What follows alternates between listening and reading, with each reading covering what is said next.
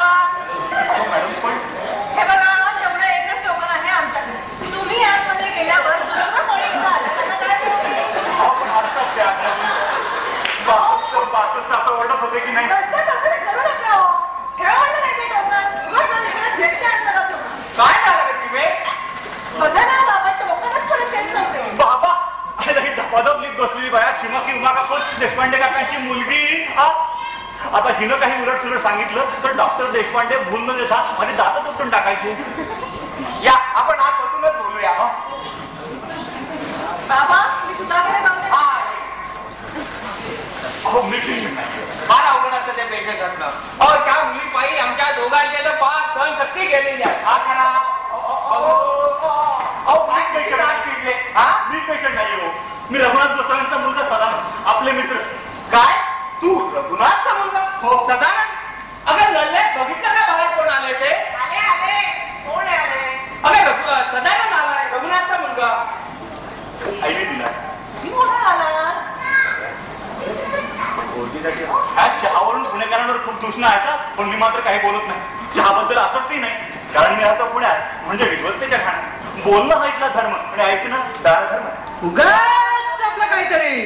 नाही म्हणजे काका तसं काही नाही, पण तुमची चिमा जरा. चिमा?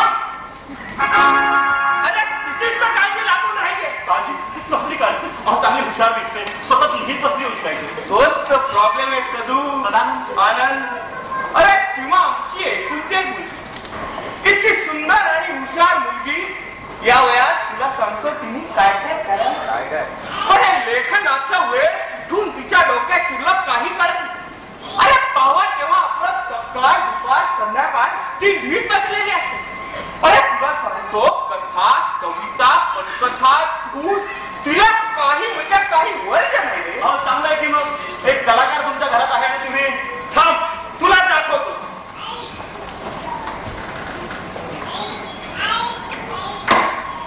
या काही वया इथे आणि बाकीच्या माळ्यावर ठेवल्या. अरे काय करणार, लत्तीवाला देखील त्याला हात लावत नाही. एनिवे बघ तू आता. चांदणे झाले फुलांचे. वा चिन्मय. आमची चिमा. नागमोड्या वाटेच्या एका टोकावर रमावली. आपल्या आडमुडे सर बघा, तुम्हाला तरी काही कळतंय का? नागमोड्या वाटेच्या एका टोकावर रमा उभी होती. आपल्या वळणदार दुःखांच्या आवेगांना पोवाड अस्तित्वाच्या उंचावल्या असतातच अशा गहिऱ्या उजेडवेळ्या पण त्यांच्या आठवणी रमानं आपल्या उराशी बाळगल्या असत्या. पण काय गजरे पण त्या सगळे उपाय करू लागले. म्हणलं सगळे उपाय करू लागले. रागवून बघितलं, समजावून बघितलं, धमक्या पण दिल्या. अरे आम्ही तिला सायकियाट्रिस्ट कडे पण नेलं, पण काही केल्या तिचं लिखाण थांबतच नाही. मी जर राजा असतो ना तर तिचं लिखाण थांबवणाऱ्याला आमचं राज्य बक्षीस दिलं असतं. पण काय करणार, माझी पडली डेंटल प्रॅक्टिस. दुसऱ्याचे दात करून कोण भरणार. तरीच आईने बेसनाचे लाडू दिले, चावायलाही बरे आणि कोरायलाही. काय करावं काही कळेना असं झालेलं आहे. मी तरी काय करू शकणार होतो? काय करू शकणार होतो मी? अहो 10वी पर्यंत जेवढं कंपल्सरी शिकावं लागलं ना, ते सोडलं तर माझा आणि मराठी वाङ्मयाचा काही संबंधच नव्हता. आणि तेव्हाही